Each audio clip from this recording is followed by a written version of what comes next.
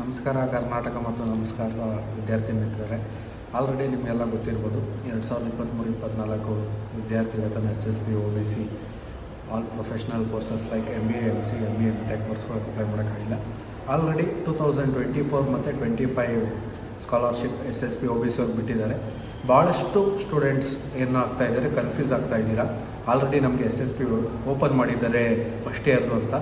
ಅದು ಕನ್ಫ್ಯೂಸ್ ಆಗಿಬಿಡಿ. ಯಾಕೆಂದರೆ 2023-24 ಏನಿರುತ್ತೆ ಅದು ನಮ್ಮ ಫಸ್ಟ್ ಇಯರ್ಸ್ದಾಗಿರುತ್ತೆ. ಆ ಸ್ಕಾಲರ್ಶಿಪ್ಪು ಇನ್ನೂ ಓಪನ್ ಮಾಡಿಲ್ಲ. ಆಲ್ರೆಡಿ ಈ ಸ್ಕಾಲರ್ಶಿಪ್ ಓಪನ್ ಮಾಡಿದ್ದಾರೆ. ಇದು ಯಾವ ಇಯರ್ದಂದರೆ 2024-25 ಅಕಾಡೆಮಿಕ್ ಇಯರ್ದು. ಮೀನ್ಸ್ ಇದು ಬಂದುಬಿಟ್ಟು ಏನಾಗುತ್ತೆ, ನಮ್ಮದು ಸೆಕೆಂಡ್ ಇಯರ್ದಾಗ ಹೋಗುತ್ತೆ. ನಾವು ಸೆಕೆಂಡ್ ಇಯರ್ ಸ್ಕಾಲರ್ಶಿಪ್ ಅಂತ ಹೇಳ್ಬಿಟ್ಟು ಅಪ್ಲೈ ಮಾಡಬೇಕಾಗುತ್ತೆ. ನಾವು ಅದನ್ನು ಅಪ್ಲೈ ಮಾಡೋಕ್ಕೆ ಹೋಗ್ತಾ ಇದ್ದರೆ ಆಲ್ರೆಡಿ ಕೆಲವು ಸ್ಟೂಡೆಂಟ್ಸ್ ಏನು ಹೇಳ್ತಿದ್ದಾರೆ, ನಮಗೆ ಈ ಥರ ಪ್ರಾಬ್ಲಮ್ ಆಗಿದೆ ಅಂತ ಹೇಳ್ತಿದ್ದಾರೆ. ಇವಾಗ ನಾವು ಸೆಕೆಂಡ್ ಸೆಮ್ ಅಂದರೆ ಮೀನ್ಸ್ ಇವಾಗ ನಾವು ಸೆಕೆಂಡ್ ಸೆಮ್ಮಲ್ಲಿದ್ದೀವಿ. ಆಲ್ಮೋಸ್ಟ್ ಕೆಲವೊಂದು ಕಾಲೇಜಲ್ಲಿ ಸೆಕೆಂಡ್ ಸೆಮ್ ಆಗ್ತಾ ಇದ್ದಾವೆ. ಮತ್ತು ಬೆಂಗಳೂರು ಅಂಡರಲ್ಲಿ ಬರುವಂಥ ಕಾಲೇಜಸ್ ಏನಾಗ್ತಾ ಇದ್ದಾವೆ, ನೆಕ್ಸ್ಟ್ ಮಂತ್ ಎಕ್ಸಾಮ್ ಇರೋದ್ರಿಂದ ಅದನ್ನು ಅಪ್ಲೈ ಮಾಡೋಕ್ಕೆ ಹೋದ್ರೂ ಆಗ್ತಿಲ್ಲ. ಅದು ಯಾವ ಥರ ಬರ್ತಾ ಇದೆ ಅಂದರೆ, UCMSಗೆ ಯೂನಿವರ್ಸಿಟಿಯಿಂದ ಡೇಟಾ ಪುಷ್ ಆಗಿಲ್ಲ ಅಂತ ಬರ್ತಾ ಇದೆ. ಅದು ಎಲ್ಲ ನಿಮ್ಮ ಗಮನಕ್ಕೆ ತರ್ತೀನಿ.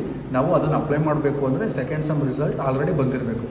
ಬಟ್ ಅದು ನಾವು ಅಪ್ಲೈ ಮಾಡೋದಕ್ಕೆ ಆಗೋದು. ಬಟ್ ಇವಾಗ ಏನಾಗ್ತಿದೆ ಅಂದರೆ 2024-25 ಮೀನ್ಸ್ ನಾವು ಸೆಕೆಂಡ್ ಇಯರ್ ಸ್ಕಾಲರ್ಶಿಪ್ ಅಪ್ಲೈ ಮಾಡೋದಕ್ಕೆ ಈ ಮಂತು ಲಾಸ್ಟ್ ಡೇಟು ಅಂತ ಹೇಳಿದ್ದಾರೆ. ನಮಗಿನ್ನೂ ಸೆಕೆಂಡ್ ಸೆಮ್ಮೇ ಆಗಿಲ್ಲ. ಸೆಕೆಂಡ್ ಸೆಮ್ ರಿಸಲ್ಟ್ ಬರಬೇಕು ಅಂದರೆ ಮಿನಿಮಮ್ ಏಪ್ರಿಲ್ ಆಗುತ್ತೆ ಅಂತ ಹೇಳ್ಬಿಟ್ಟು ಯೂನಿವರ್ಸಿಟಿ ಕಡೆಯಿಂದ ಹೇಳ್ತಿದ್ದಾರೆ. ಯೂನಿವರ್ಸಿಟಿಯಿಂದ ಡೇಟಾ ಪುಷ್ ಆದರೆ ಮಾತ್ರನೇ UCMSಯಿಂದ ಡೇಟಾ ಪುಷ್ ಆಗೋದು SSB ವೆಬ್ಸೈಟ್ಗೆ. ಸೊ ಇದು ಏನಾಗ್ತಿದೆ ಅಂದರೆ, ಇದು ಈ ಹಿಂದುಳಿದ ವರ್ಗಗಳ ಕಲ್ಯಾಣ ಇಲಾಖೆ ಮಾಡ್ತಿರೋ ಮಿಸ್ಟೇಕ್ ಇರ್ಬೋದು, ಇಲ್ಲ ಯೂನಿವರ್ಸಿಟಿ ಮಾಡ್ತಿರೋ ಇರ್ಬೋದು. ಬಟ್ ಇದು ಸ್ಟೂಡೆಂಟ್ಸ್ಗೆ ಆಗ್ತಿರುವಂಥ ಪ್ರಾಬ್ಲಮ್ಮು. ನಾವು ಇವಾಗ 2024-25 SSB ಸ್ಕಾಲರ್ಶಿಪ್ ಅಪ್ಲೈ ಮಾಡೋಕ್ಕೆ ಹೋಗ್ತಾಯಿದ್ರೆ ನೋಡಿ, ನಿಮ್ಗೆ ಈ ಥರ ಬರ್ತಾ ಇದೆ. ಇದು ಯಾಕೆ ಈ ಥರ ಬರ್ತಾ ಇದೆ ಅಂದರೆ, ಯೂನಿವರ್ಸಿಟಿಯಿಂದ ಡೇಟಾ ಪುಷ್ ಮಾಡಬೇಕು. ಯೂನಿವರ್ಸಿಟಿಯಿಂದ ಡೇಟಾ ಪುಷ್ ಮಾಡಬೇಕು ಅಂದರೆ ಸೆಕೆಂಡ್ ಸೆಮ್ ಮೀನ್ಸ್ ಫಸ್ಟು ಮತ್ತು ಸೆಕೆಂಡ್ ಸೆಮ್ ಎರಡೂ ರಿಸಲ್ಟ್ ಕೂಡ UCMSಯಿಂದ SSB ಪೋರ್ಟಲ್ಗೆ ಅಪ್ಡೇಟ್ ಮಾಡಬೇಕು. ನಮಗೆ 2023-24 ಸ್ಕಾಲರ್ಶಿಪ್ ಅಪ್ಲಿಕೇಶನ್ ಆಗೋಕ್ಕೆ ನಮಗೆ ಓಪನ್ ಮಾಡಿಲ್ಲ. ಆಲ್ರೆಡಿ ಲಾಸ್ಟ್ ಡೇಟ್ ಸಬ್ಮಿಟ್ ಅಂತ ಬರ್ತಾ ಇದೆ. ಆಲ್ರೆಡಿ ಸೆಕೆಂಡ್ ಇಯರ್ಗೆ ಓಪನ್ ಮಾಡಿದ್ದಾರೆ. ಕೆಲವೊಂದು ಸ್ಟೂಡೆಂಟ್ಸ್ ಏನಾಗಿದ್ದಾರೆ, ಕನ್ಫ್ಯೂಸ್ ಆಗಿದ್ದಾರೆ, ಈ ಫಸ್ಟ್ ಇಯರ್ದು ಇವಾಗ ಓಪನ್ ಮಾಡಿದ್ದಾರೆ ಅಂತ. ಯಾರೂ ವಿದ್ಯಾರ್ಥಿಗಳು ಕನ್ಫ್ಯೂಸ್ ಆಗಬೇಡಿ. ಇದು ಸೆಕೆಂಡ್ ಇಯರ್ ಸ್ಕಾಲರ್ಶಿಪ್ ಓಪನ್ ಮಾಡಿರೋದು. ನಮ್ಮಿಂದ ಫಸ್ಟ್ ಇಯರ್ ಸ್ಕಾಲರ್ಶಿಪ್ಪೇ ಅಪ್ಲೈ ಮಾಡೋಕ್ಕಾಗಿಲ್ಲ. Already second year scholarship open ಮಾಡಿಬಿಟ್ಟು ಇದೇ ಮಂತು ಲಾಸ್ಟ್ ಡೇಟು ಅಂತ ಹೇಳ್ತಿದ್ದಾರೆ. ನಾವು ಇದಕ್ಕೋಸ್ಕರ ನಾವು ಇದ್ರ ವಿರುದ್ಧ ಹೋರಾಟ ಮಾಡಲೇಬೇಕು. ಇಲ್ಲಾಂದರೆ ಇದ್ರ ವಿರುದ್ಧ ಧ್ವನಿ ಎತ್ತಲೇಬೇಕು. ಇಲ್ಲಾಂದರೆ ನಮಗೆ ಮೊದಲನೇ ವರ್ಷ ಮತ್ತು ಎರಡನೇ ವರ್ಷ ಸ್ಕಾಲರ್ಶಿಪ್ ನಮಗೆ ಬರೋದಿಲ್ಲ. ಆಲ್ರೆಡಿ ನಾನು ಪ್ರೂಫ್ ಸಮೇತ ಹೇಳಿದ್ದೀನಿ. 33,000 ಆ್ಯಸ್ ಪರ್ 2023-22 ಬ್ಯಾಚ್ಗೆ ಬಂದಿದೆ. ನಮಗೂ 23-24 ಬ್ಯಾಚ್ಗೆ 32,000ಇಂದ 35,000ವರೆಗೂ ಬರುತ್ತೆ. ಮತ್ತು ಇವಾಗ ಸೆಕೆಂಡ್ ಇಯರ್ಗೂ ಬರುತ್ತೆ. ಆಲ್ರೆಡಿ ನಾವು ಇದ್ರ ವಿರುದ್ಧ ಧ್ವನಿ ಎತ್ತಲಿಲ್ಲ ಅಂದರೆ 2 ವರ್ಷದ ಸ್ಕಾಲರ್ಶಿಪ್ಪನ್ನ ಯಾರು OBC ಪ್ರೊಫೆಷ್ನಲ್ ಸ್ಟೂಡೆಂಟ್ಸ್ ಇದ್ದೀರಾ, like MBA MC ME MTech ಈ ಸ್ಟೂಡೆಂಟ್ಸು 2 ವರ್ಷ ಸ್ಕಾಲರ್ಶಿಪ್ ಕಳ್ಕೊಬೇಕಾಗುತ್ತೆ. ನಮ್ಮ ಹಕ್ಕನ್ನು ನಮ್ಮ ಗೌರ್ನಮೆಂಟ್ ಕಿತ್ಕೊಳ್ತಾ ಇದೆ.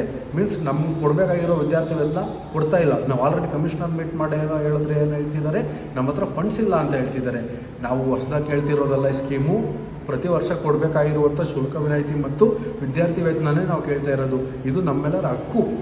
ಇದು ಯಾವುದೇ ಭಿಕ್ಷೆ ಅಲ್ಲ. ಇದನ್ನು ನಮ್ಮ ಹಣ ನಾವು ಕಟ್ಟಿರೋದನ್ನೇ ನಮಗೆ ಫೀಸ್ ರಿಯಂಬರ್ಸ್ಮೆಂಟ್ ಅಂತ ಕೇಳ್ತಾ ಇರೋದು. ಸೊ ಅದಕ್ಕೋಸ್ಕರ ಎಲ್ಲ ವಿದ್ಯಾರ್ಥಿಗಳು ಏನು ಮಾಡೋದಿದೆ, ಈ ಮಂತೆ ಲಾಸ್ಟ್ ಡೇಟ್ ಹೇಳಿರೋದ್ರಿಂದ ಇದ್ರ ವಿರುದ್ಧ ಧ್ವನಿ ಎತ್ತಲೇಬೇಕು. ಇದನ್ನು ಯಾವುದೇ ಸ್ಟೂಡೆಂಟ್ ಆರ್ಗನೈಸೇಷನ್ ಕೂಡ ಇಷ್ಟು ತಲೆ ಕೆಡಿಸ್ಕೊಂಡು ಇದು ಮಾಡ್ತಾ ಇಲ್ಲ. ಆದ್ದರಿಂದ ನಮ್ಮ ಪ್ರಾಬ್ಲಮ್ಸ್ನ ನಾವೇ ರೈಸ್ ಮಾಡೋಣ ಅಂಥೇಳಿ. ಮತ್ತು ಈ ವರ್ಷ ಆಲ್ರೆಡಿ ಏನಾಗೋಗ್ಬಿಟ್ಟಿದೆ, ಓಪನ್ ಮಾಡಿದ್ದಾರೆ. ಇದ್ರ ವಿರುದ್ಧ ನಾವು ಧ್ವನಿ ಎತ್ತಲೇಬೇಕು. ಲೈಕ್ ಕಮಿಷನರ್ ಕೇಳಿದ್ರೆ ನಮ್ಮ ಹತ್ರ ಫಂಡ್ಸ್ ಇಲ್ಲ ಅಂತ ಹೇಳ್ತಿದ್ದಾರೆ.